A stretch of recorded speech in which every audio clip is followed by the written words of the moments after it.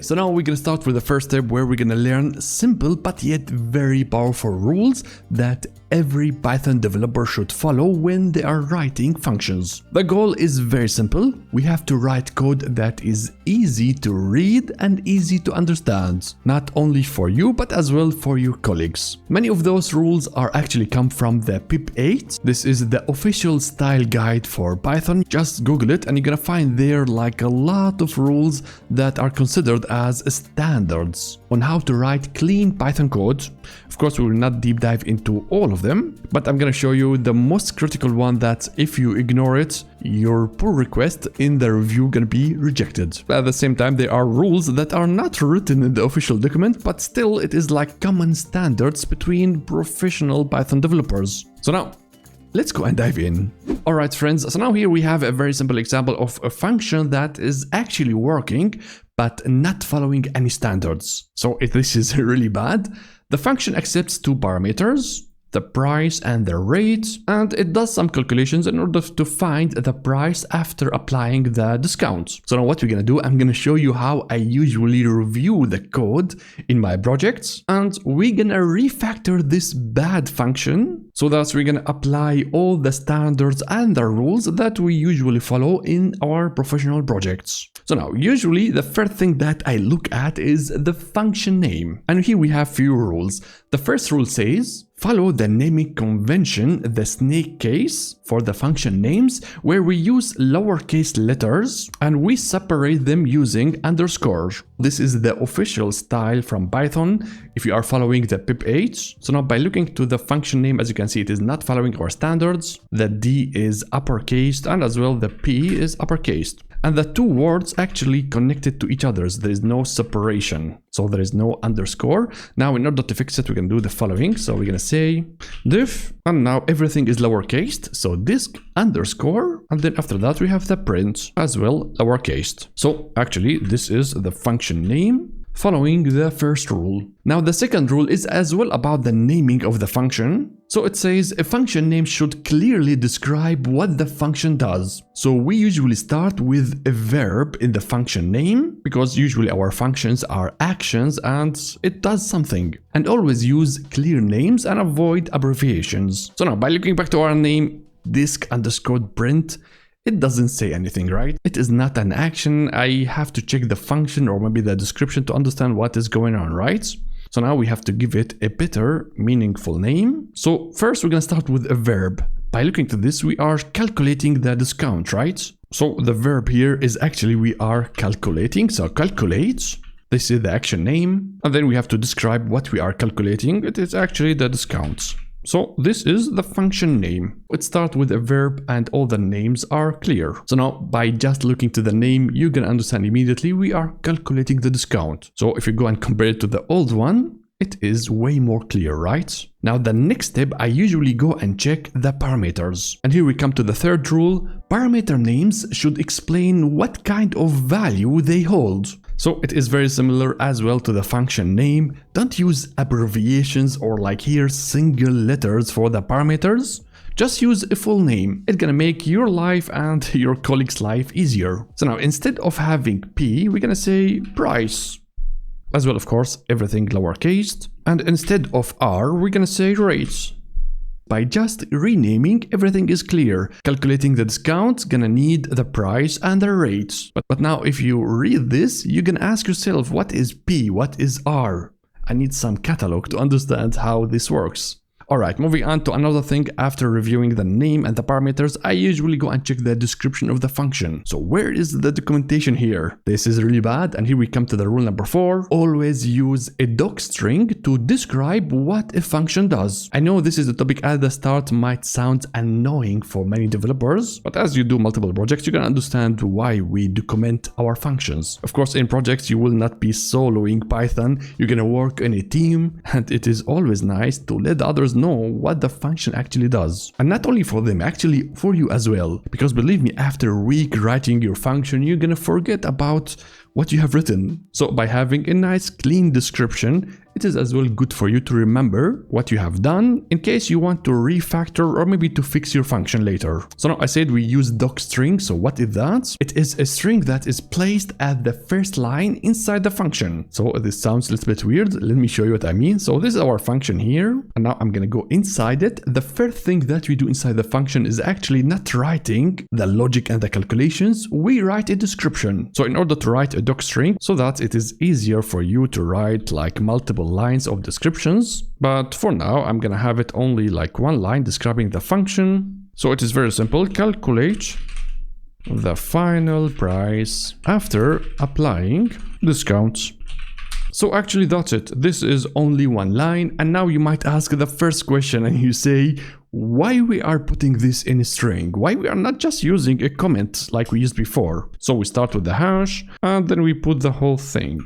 Well, the first thing is that once Python sees the hash, it understands it is a comment, and Python will gonna ignore the whole thing. So it will be lost, it will be ignored, and the program, the code, don't know about this comment at all. But if you are using a docstring, Python gonna use this as a description for the function. So it's gonna go and store it inside the function as documentation. So it is not lost, it is something that is attached to the function. And of course you might still asking why we need actually the description. We are not using this value, this string value inside our calculation, right? You are totally right. We are not using this as a value for our function, but it is there inside the program, and I can go and call it. For example, if you go and use the function help and then use the function name, so something like this, Python gonna return the documentation of the function. But of course, in order to try this, I need something inside the function. So maybe return now 1, something like this, just in order to not get any error. So now if you go and execute it, now look to the output, I'm gonna get a full description of my function, including the docstring. So this is a really nice information, and it lives and exists inside Python now. But if I don't do it, so let me just go and remove it, and I stick with the comments. Look at this, as I'm asking for help for the function. There is no documentations for the function. That means I have to open the code to open the function in order to read the comments. So this is something that we check whether the function has a description or not.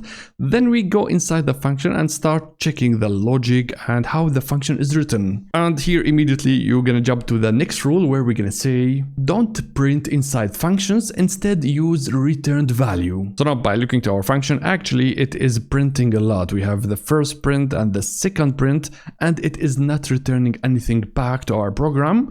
And this is something that we have to avoid. So avoid using prints. So that means if I take the logic over here and start like refactoring, I'm gonna get rid of the first print as well. I understand it is nothing to print in the output, but we usually don't do that. If I need to print, I always print in the main code, not inside the functions. So I will get rid of this, and instead of the last print, I'm gonna go and replace it with a return, of course. And of course here we have to go and start using our parameter. So it's gonna be the price, and here the rate. So that's it actually. Don't use prints, use return instead. Okay, moving on to the next rule. Don't modify the values of the parameters. So leave it as it is. Use local variables instead. So now by looking to this example, you can see the parameter P is actually getting modified by assigning it to the new calculation. So with that, at this stage, actually you lost the raw value. So we don't do this. Instead, we introduced a new local variable. So now instead of saying price is equal, I'm gonna say final price. So that means the original price inside the parameter and the modified one is inside a local variable. So with that, I don't lose my values. And now I'm gonna go and return, of course, the final price. Of course, at the end, I'm gonna get exactly the same result. It's just like a clean way on how we work inside the function. Because as things gets more complicated, you might go and start like adding more steps, and it will not be any more clear. Are we using now the original price from the input, or is it like modified? So just make it clean and introduce a new variable. It will not be bad. So now the next one, it is not a rule, but if you have like one line calculation like this and you don't have any extra steps inside it, you can actually skip using any assignment and using a local variable. You can put the whole thing as an expression inside the return. Our function is just one line together with the return. So I'm gonna say this is not like, let's say, hard rule. It's gonna be okay if you use it like this, or introduce like a local variable for it. Now I'm gonna say if you follow those rules, now you are 80% professional at your code, but you have followed all the must rules. Now we're gonna go and add some extra, let's say, add-ons, modern rules. So they are not described in the pip 8, but they are rules that are actually followed by professionals at companies. So now the first luxury rule says, use data type hints for the function parameters and the return values. Now the thing is, in real projects, most of the bugs comes actually from wrong data types. What actually happens is that if I am like calling the function and I understand, okay, it accepts a price and rate, but I don't know exactly which data type I should follow. Like maybe for the price, it's gonna be clear, I'm gonna use maybe 100, but for the rate, I might go and add like maybe a string value, like 20%. Now, if I go and execute it, I will get an error because this is a string value and it will not work in the calculation. It needs a numeric value, but it's something that I really don't know by just reading the function description or the function name. Of course, it is now very clear that I should not use it, but if the function is a little bit complex, you're gonna end up using a wrong data type. And this happens a lot in projects, really. So now instead of me try and error which data type I should use, usually the one that is building this function should give me a hint. So how are we gonna do it? We're gonna go to the price and we're gonna say double point after it. So not equal, I'm not assigning anything. Double point, I'm gonna say float.